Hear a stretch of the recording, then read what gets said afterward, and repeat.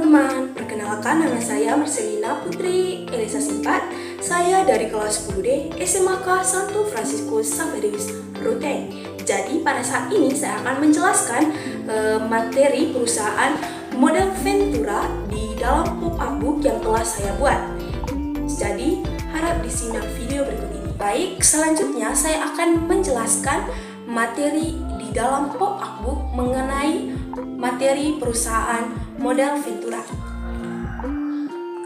Yang pertama, pengertian perusahaan model Ventura. Perusahaan model Ventura adalah investasi yang dilakukan oleh perusahaan atau investor ke dalam perusahaan rintisan atau startup yang memiliki potensi pertumbuhan yang tinggi. Perusahaan modal Ventura biasanya menyediakan modal, bimbingan, dan jaringan untuk membantu startup berkembang dan mencapai kesuksesan. Yang berikut adalah beberapa karakteristik perusahaan modal Ventura.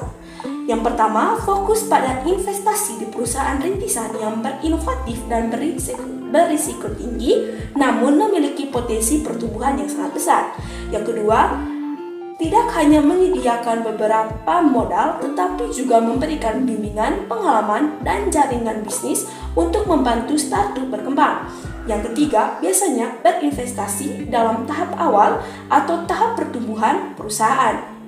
Yang keempat, mengharapkan tingkat pengembalian yang tinggi dari investasi mereka. Dan yang kelima, memiliki tim manajemen yang berpengalaman di dalam mengelola investasi modal Ventura.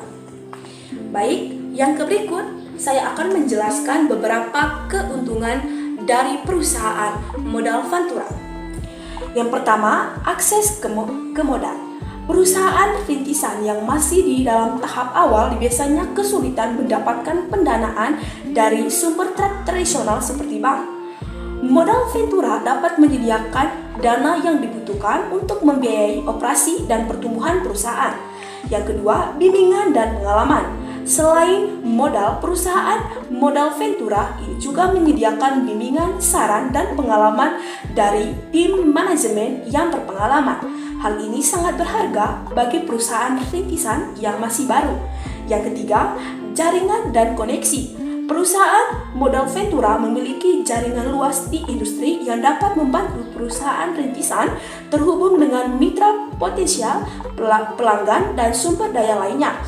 Yang keempat, legitimasi dan kredibilitas. Mendapatkan investasi dari perusahaan modal Ventura yang terkemuka dapat memberikan legitimasi dan kredibilitas bagi perusahaan rintisan di mata investor, mitra, dan pelanggan. Yang kelima, pertumbuhan dan skalabilitas. Modal Ventura memungkinkan perusahaan rintisan untuk tumbuh dengan cepat dan mencapai skala yang lebih besar sehingga dapat memperluas pangsa pasar dan meningkatkan profitabilitas. Dan yang keenam, akuisisi dan keluar atau exit. Perusahaan modal Ventura dapat membantu perusahaan rintisan untuk melakukan akuisisi atau menjual sahamnya atau exit di masa depan sehingga memberikan potensi pengembalian investasi yang tinggi.